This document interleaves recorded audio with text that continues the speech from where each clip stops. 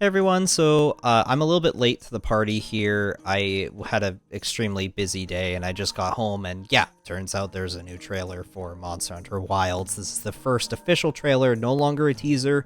There's gameplay. I want to get into it. I've got a lot of thoughts. This really impressed me a lot more than I thought it would, and it wasn't like I was like in shock and awe, like, whoa, I've never seen this before. It was sort of like, it was a big sigh of relief, and it was a massive just, thank you. Thank you, Capcom, you cooked. This is the Monster Hunter that's as close to like the Monster Hunter of my dreams, and we're gonna really get into that here. It's a good time to be a Monster Hunter fan. I'm so glad to be alive and to be able to enjoy this with all of you. Anyway, let's get into it. So I'm going to do a bit of a breakdown. I'm going to like go through the video here. I've got the video here. I'm going to pull up other references, including the website, and I'm going to just like talk about everything as best I can. But first, let's just go through the trailer really quick, just piece by piece. So I'm going to assume you guys have all seen it. Immediately right off the bat, what we have is an image of Monster Hunter 4. This is a very Monster Hunter 4 visual right here. The sand ship going across the sand sea. This is how the game's going to open. This is literally how the game's going to open. There's a lot of hints in this opening and in this trailer. This is how the game's going to open. We're going to open just like how Monster Hunter 4 opened, and that's a great start. We can gather from this, and also from what we can gather from these characters that we're seeing, is that there is going to be a lot of Monster Hunter 4 in this. That a lot like how Monster Hunter World was a sequel to Monster Hunter 4, this is also going to be a sequel to Monster Hunter 4 and to Monster Hunter World. This character here that we see, I'm just gonna let their little introduction play. So we're introduced to a couple new characters here. This lady here, who I believe, according to my notes, is going to be the blacksmith. Yeah, it's a smithy with this research group. So whatever this research group is, I don't have the... I'll probably find out what it is. Her name is Gemma? Gemma. And as Kogath has delightfully pointed out on Twitter, she looks familiar. There's elements of her design that's immediately familiar. I'm not gonna come out and say that she is Little Miss Forge. I don't think that's accurate. I think maybe a better interpretation is that she might be just either a massive reference to Monster Hunter 4, or she might be related, like the daughter or granddaughter of the Caravaneer from Monster Hunter 4. Though there is several references to Little Miss Forge's design, including you're able to see like her the goggles, the hairband, just the general outfit. On her belt, if it'll let me see it. Yeah, here we go. On her belt here, you can see that they have the Yankatku plushie, which is a reference to the Guildmarm, the handler from Monster Hunter 4. Guildmarm. Sophia, was that her name? I think it was Sophia. And then also the Caravaneer's jacket. Like, this is just straight up the Caravaneer's jacket. So I think that her whole design is sort of just a reference to Monster Hunter 4's crew. Definitely a lot of references to Monster Hunter 4. We're also introduced to the handler, the new handler, which people are already obsessed with. I like how she has like modern glasses with like a modern design. Like, they didn't at all make this, like, she just looks like she's straight out of like real life. Like, they didn't bother. She just looks like your typical like normal, like she's like a normal woman from like the real world. They just made her our new handler, and her name is Alma. So I guess every character has names, and I'm really glad that they took that from Monster Hunter Rise. I think that more characters should just have names, because like these characters have always had names. The Ace Cadet was always named Aiden, but it's good just to have like proper names for these characters so we can really get attached to them. And I feel like this is going to be the game where we really get attached to characters, and we're really going to be having like a really compelling story. So something else I noticed here, and I didn't quite pick it up on first, but everyone's sort of picking up. The cat spoke there. The cat did not just go meow, she said hi. Yeah, that's the cat going, hey ya! And I was not expecting this, but it kind of makes sense, and I am glad that they're doing this. I think that the cat in the mainline Monster Hunter games, they've been long overdue for having full voice acting, because the cats in Monster Hunter have always been able to speak English. They've just, they just do the cat puns. But up until now, they've only been doing the meows, aside from spin-offs and like the movie. One of the movies had the cat, and he was like, I'm a cat. But now we can probably choose the voice of our cat, as well as, the voice for our main character, which is awesome. All's this to say that the character aspect of this game is going to be leagues above World and Rise, and I know this in my heart. I have so much faith in this. This trailer gave me so much faith. I've never had more faith in a new Monster Hunter game than now, which is crazy, because for like the longest time I was so against Monster Hunter. But I'm very happy about that. Definitely greater focus on character relations. And as we can see, we're introduced to the story here too. I hope we find them soon.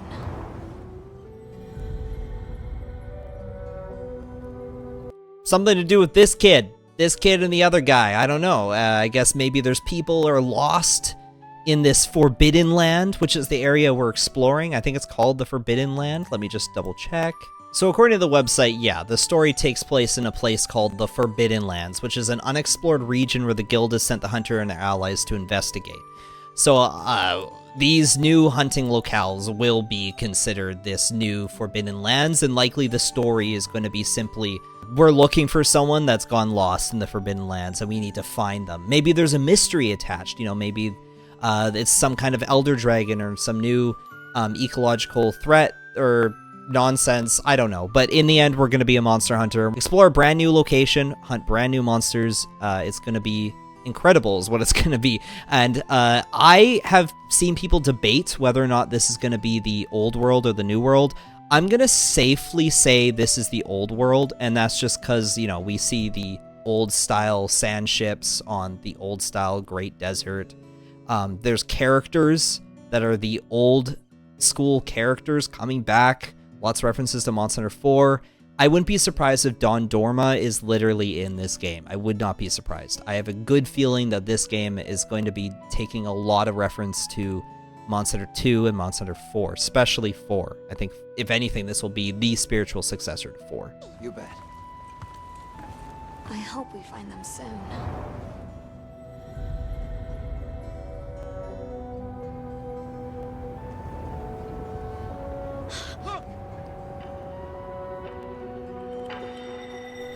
The landscapes in this really do look incredible and vast, and I realize this in particular is just for show. There's no way you can actually explore all the way back there. That'd be insane.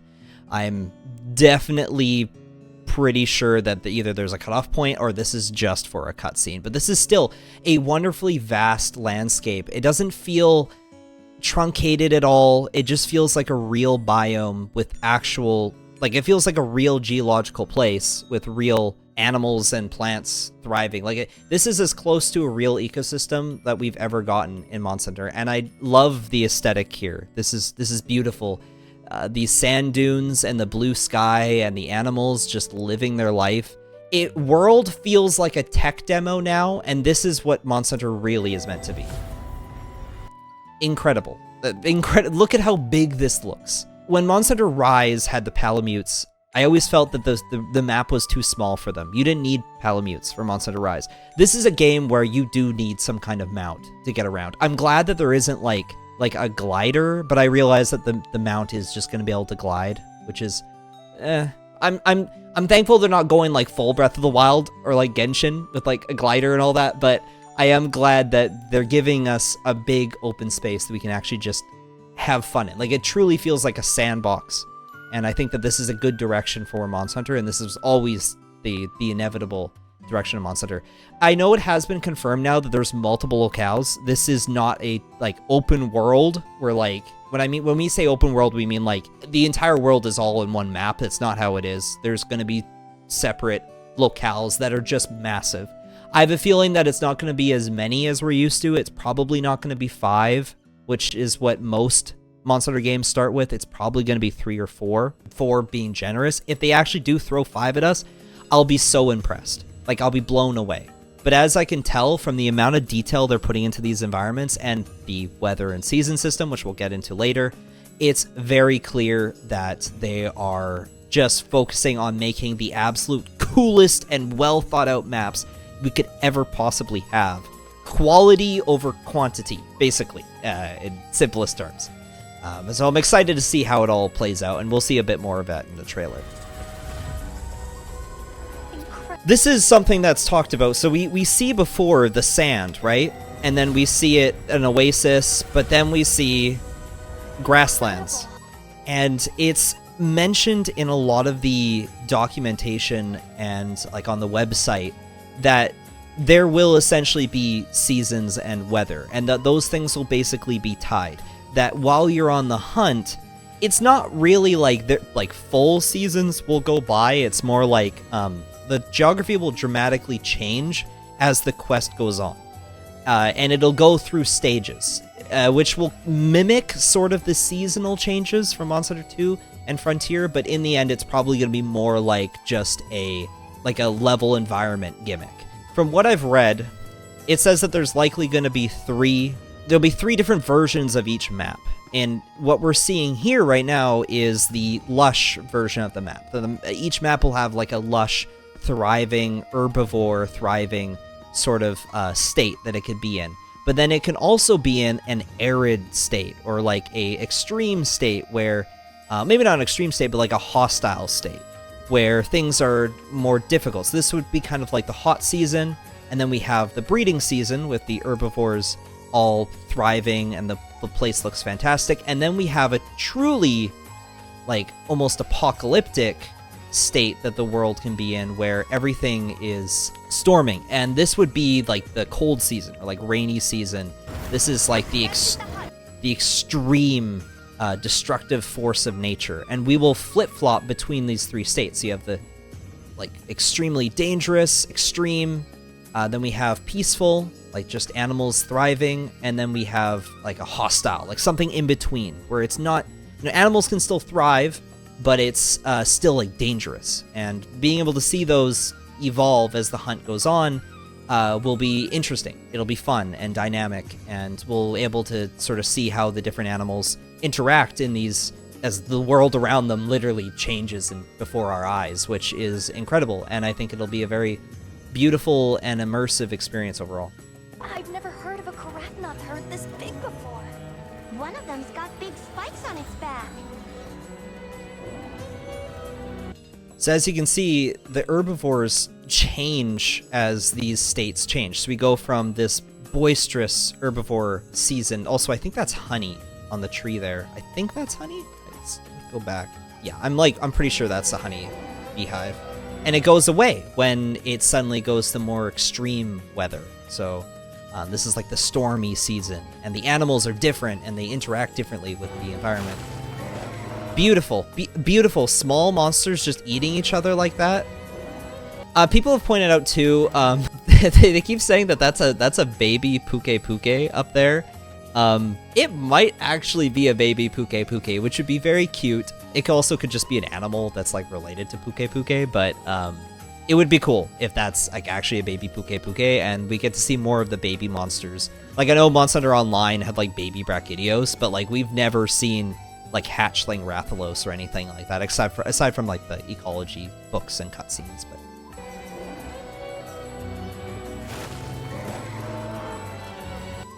so we can see that, like, yeah, depending on the season changes, we have a completely different world. And this is why I think that there actually will be less maps overall, because if you have, it's like you have this map, which can be a beautiful savanna, like almost like sandy plains, and then it becomes this disgusting, like desolate, like wasteland of like Mesozoic apocalypse, where there's all horrible like raptor creatures and like thunderstorms. That drastic change will allow for a variety of different animals, and in using the exact same geography, they're able to pull off more than one locale. And I think that that's going to apply to a lot of these locations. So we can sort of see changes like that. Or maybe we have one that's like a volcano, but it's not always a volcano. Maybe it's very dormant, and then it explodes and erupts, and now volcano flows show up, and like the more hostile animals come out. We're gonna see a lot more of that, and again, like, I'm thrilled. There's a brand new theropod dinosaur monster here. I will say, as an old gen fan, I would have preferred to see, you know, like Genprey show up here, or Jaggy, and that's just because, again, like, I'm an old school fan. I get it, it's meant to be in a new map, it's a new location, Forbidden Lands, so there's gonna be new creatures we've never seen before, and that's great, that's wonderful. To me, it's like, well, I grew up with the older games, and I've always wanted to see the monsters from those older games transplanted into a brand new, like, lush, like, really invigorated and immersive world. So it's like, I'm hoping they throw us a bone with some of the other maps and they give us some of those old school monsters and just throw them into these environments, because I'd love to see, like, you know, like Velociprey behaving like these theropod dinosaurs do, or Jaggy, or Baggy, or, you know, like any of those classic, even macaws. I'd love to see some of those classic monsters interacting in an immersive environment like this. Again, I like theropod dinosaurs. I love these little raptors. I think these dromasaurs look fantastic. I already love them. Like, they're beautiful, and I'm excited to see them interact. And they actually do kind of hunt the other monsters in here, so I think that that's already incredible, and they look great. As you can see, I'm just gushing over. I'm in love with this game.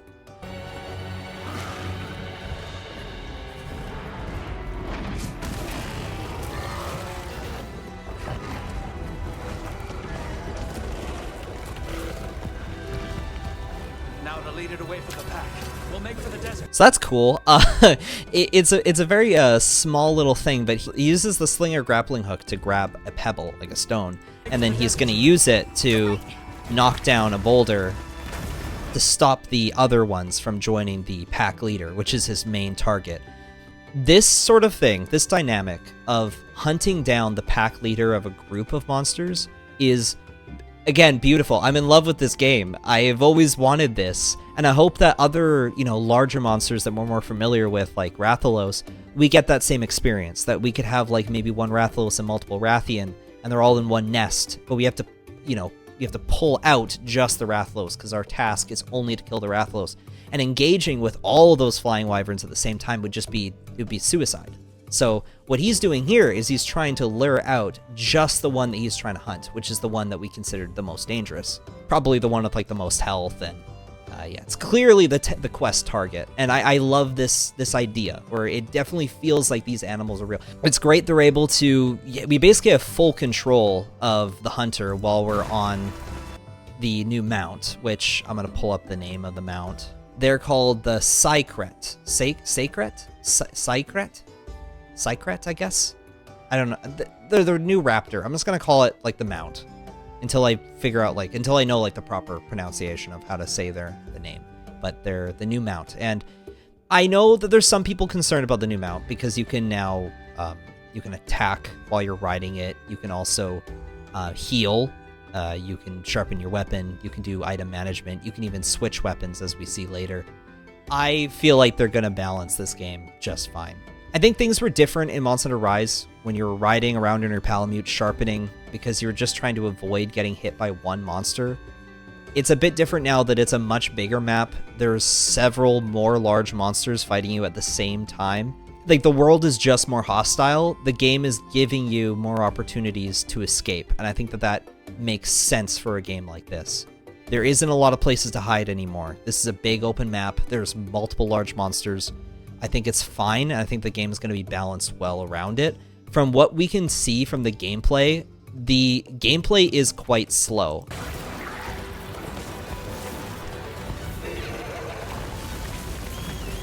Yeah, I mean, obviously he's getting hit on purpose for the trailer, but the actual movement of the greatsword is slow. It's heavy.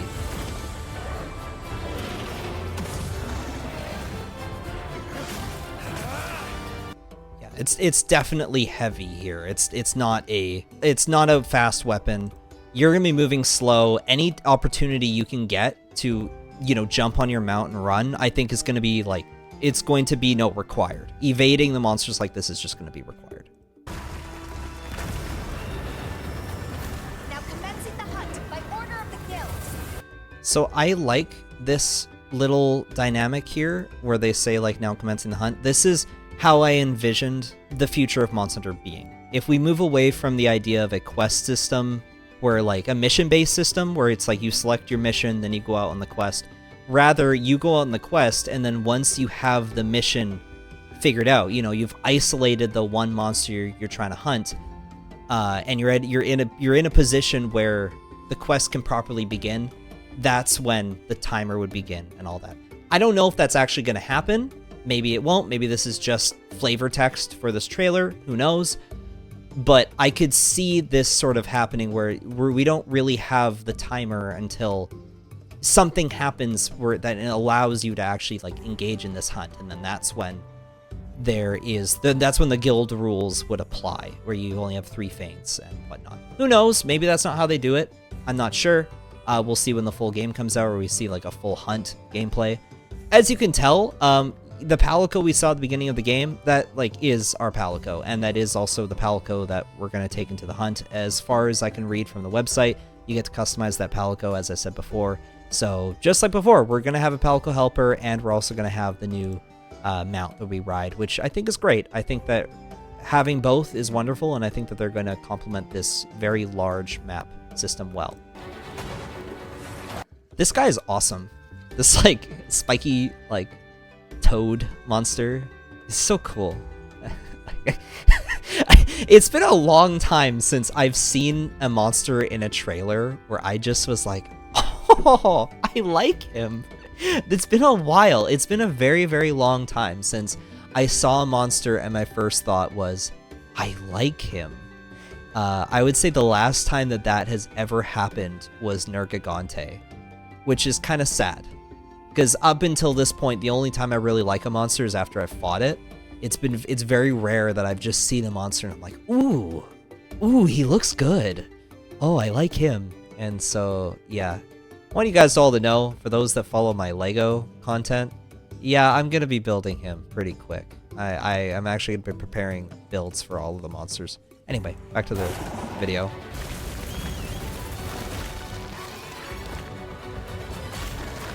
So that's a neat little thing. So I know people have compared this to Wirefall, where basically if you get knocked over and you're like, I need to heal, you call your little mount and then he picks you up and then just takes you to safety so you can heal. Is it making the game too easy? Maybe, but I feel like that they're just gonna find ways of like circumventing this. Like the monster can still hit your mount. You're not actually safe. It just gives you a better running chance to escape. And there's going to be very aggressive monsters. There's no way that they won't be aggressive. Your attacks are pretty slow, and you have very aggressive monsters, probably packs of monsters. You just have to be careful. You still have to be careful. All these Monster Hunter games have always been, be careful. Get away. You know, find your opening and attack. And I think that this game is no exception. I hope that they balance it well. I hope it's not easy baby game. It could be, but I have hope that the team knows what they're doing. And that this is just, you know, this is the baby introductory monster. This is the easy guy, so of course you can just safely run away from him. Rathalos? No, you're gonna jump onto the mount's back, and the Rathalos is just gonna immediately do a follow-up attack, and he's just gonna knock you right back off. So it's gonna be like, you know, Wirefall. It's, you know, you have to use it selectively. It's not always gonna be you win. Or you escape. Probably in low rank, yeah, but like high rank, G rank, no, no. They're going to balance this game pretty well. I have faith. That's so cool. That is so sick. Just seeing them jump on it. And again, despite if they were Jaggy or like Velociprey, I'd be like, whoa, those are my favorite little guys. And of course, we have to just be happy that they're doing it at all. And maybe some of the other biomes, maybe they'll do that. See here how there's like 3 of them and then he calls his little guy to help him, because there's no way you're taking out 3 of these guys at once. You're just going to be like completely thrown around. So this is definitely a balance thing. They added this because they're like, oh, if we actually make it like a real environment and have like 3 of these bears like smacking you around, like it's just unfair. So they have to add things like this. And I think that this is going to work out really well.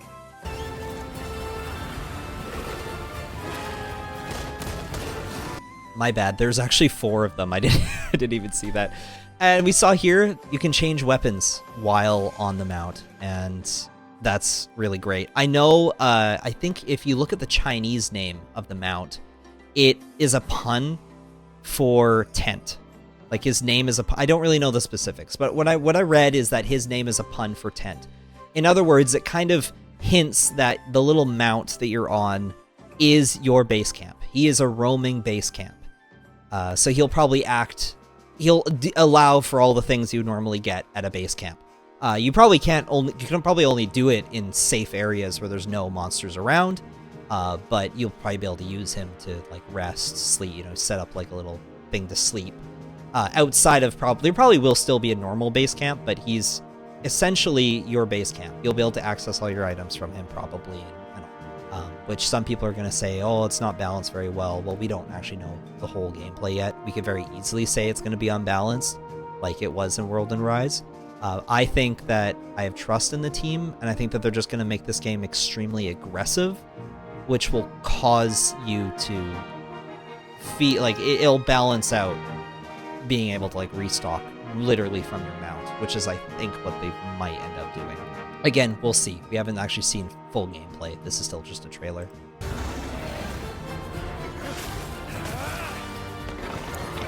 So that like running charge, this is from Frontier. This is a move. That's a move from Frontier, which is cool. This game looks beautiful.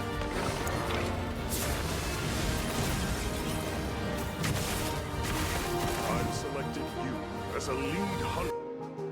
If you notice here, even though before they were totally whacking him, now they're just standing there and taking hits. This is just for the trailer. This is a programming thing for the trailer. But I know for a fact that if you are going to try and take on 3 or 4 of these guys at once, you're not going to be able to get much hits in. I've selected you as a lead hunter for this. So this guy apparently is the ace lance guy from Monster Hunter 4. It's just like that's the guy. Like that's him. Yeah, this guy from Monster Hunter 4. That's the same guy. It is the same. No, it absolutely is the same guy. That's him. So he's part of the story. There's no way this is not Don Dorma then. This has to be like Don Dorma, and this is all just one giant spiritual successor to Monster Hunter 4. Now the story is going to be quite different, but it's going to. I think that just like Monster Hunter 4, we're exploring uncharted land. We're solving mysteries. There's probably going to be some new Elder Dragon, some new, flagship monster that we don't know anything about. We got to figure it out as the hunter. But this is clearly some kind of like backstory thing with involving this this character that's this guy who's gone missing. I think that's what it is. These are the old school guild logos. Love that. This has got to be Don Dorma. Lead hunter for this expedition. Thank you, sir. Wait, is that our guy? That actually might be our character. I think this might be our character. It doesn't matter. It's still gonna be cool. Thank you, sir. And obviously, this is sending off the signal to summon more hunters to join you, because this is gonna be a multiplayer game, and they have to. They are definitely they're gonna let us know it's a multiplayer game. All of the old weapon types returning. I mean, we can see hammer here. I think that might be longsword there. Love these armor sets. They already look very, gritty, hardened, like classic Monster Hunter feel.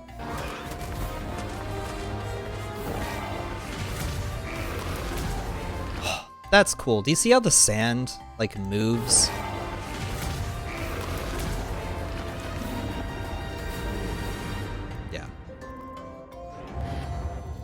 And that is a 6. I will not debate anyone on this. This is a 6. This is Monster Hunter 6. Please. There are actually people out there that still think that it's not Monster Hunter 6. No, that is a 6. That is a 6 right there. I mean, there's so much I could still unpack with this trailer. I have to say, overall, again, like, I'm in love with this. Like, this is what I dreamed of for the next Monster Hunter game to be like, to look like. It's fantastic. The art direction is great. The gameplay looks chunky, but aggressive. A lot of like, I hope it's a lot of just getting tossed around by monsters, and you have to escape and run, and you have to find ways to get a monster into a corner where you're cornering it. You're getting the upper hand. I think that they're finally, I think they might have it figured out. Of course, we have to see more gameplay. So far, though, this looks great. I know there's concerns about the focus mode. We have to see it in gameplay. I think it's too early just to say it's easy baby mode.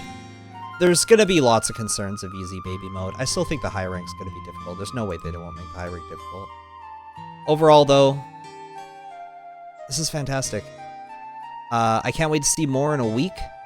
I'm gonna try and do another analysis. I know this went on for a long time. I was basically gushing for 30 minutes. But I hope you guys enjoyed. And I hope you are all ready for Monster Hunter Wilds to come out next year. It's so cool. Okay, so I'll see you guys around. Thanks for watching. Bye-bye.